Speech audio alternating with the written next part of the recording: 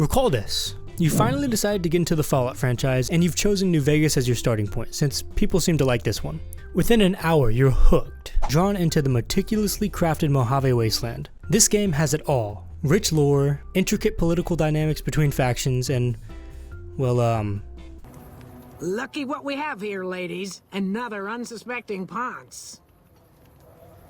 Over here! That scene from the show is starting to make a lot more sense. The guy was fucking my chickens. Today, we're talking about Wild Wasteland, the epitome of Fallout wackiness. For those of you who are unfamiliar, Wild Wasteland is a trait you can choose at the beginning of Fallout New Vegas' character creation sequence. Its endgame description is as follows. Wild Wasteland unleashes the most bizarre and silly elements of post-apocalyptic America, not for the faint of heart or the serious of temperament. Essentially, it injects wacky encounters into the game that wouldn't exist otherwise, many of them being references to popular TV shows and movies. You'll know you've encountered one when you see the Volt Boy with swirling eyes and hear this audio cue.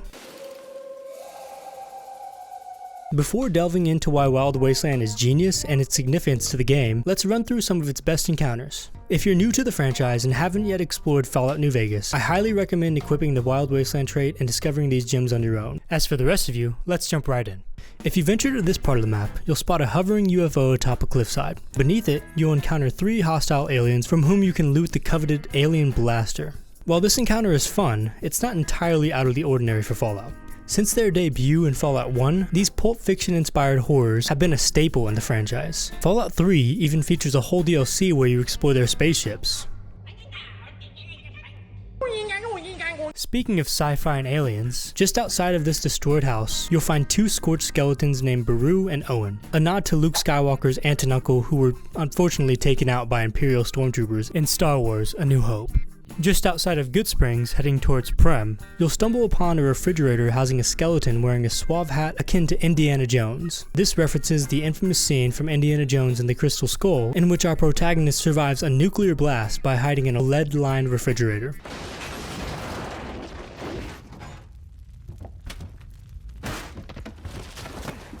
Apparently that wouldn't actually work. It wouldn't be a video about Wild Wasteland if we didn't talk about some of the many Monty Python references. As you exit Cerulean Robotics, you'll encounter a hostile trio of elderly women armed with rolling pins. Once you, take care of them, you'll find caps in their inventories, implying that they were successful muggers. Emphasis on were. This is a reference to the Monty Python sketch, Hell's Grannies, in which gangs of old ladies attack fit, defenseless young men. In Searchlight Eats Church, you can discover a reference to the Holy Hand Grenade of Antioch from Monty Python and the Holy Grail. If you go down into this basement and take care of the enemies, you'll find 3 Holy Frag grenades with white crosses painted on them. The box next to the grenades has a message. Pull pin and count to 5, with the 5 crossed out and corrected to 3, an homage to this scene.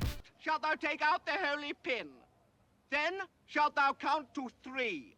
No more, no less.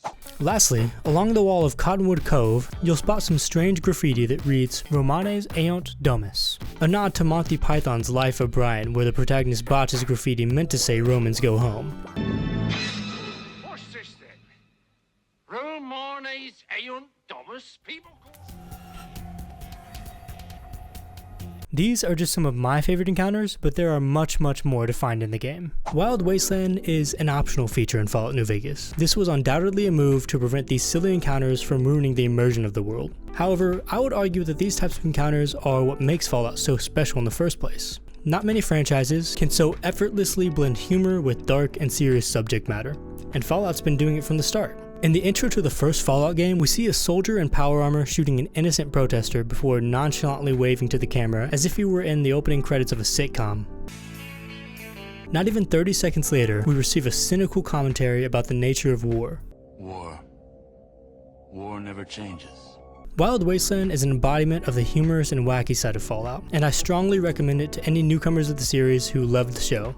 It adds some fun comic relief to the game, which I believe is crucial to the Fallout formula, not to mention that it also encourages exploration. You never know what wacky encounter you'll find next. And to the newcomers, I hope you all enjoy what the franchise has to offer. The world of Fallout truly is special.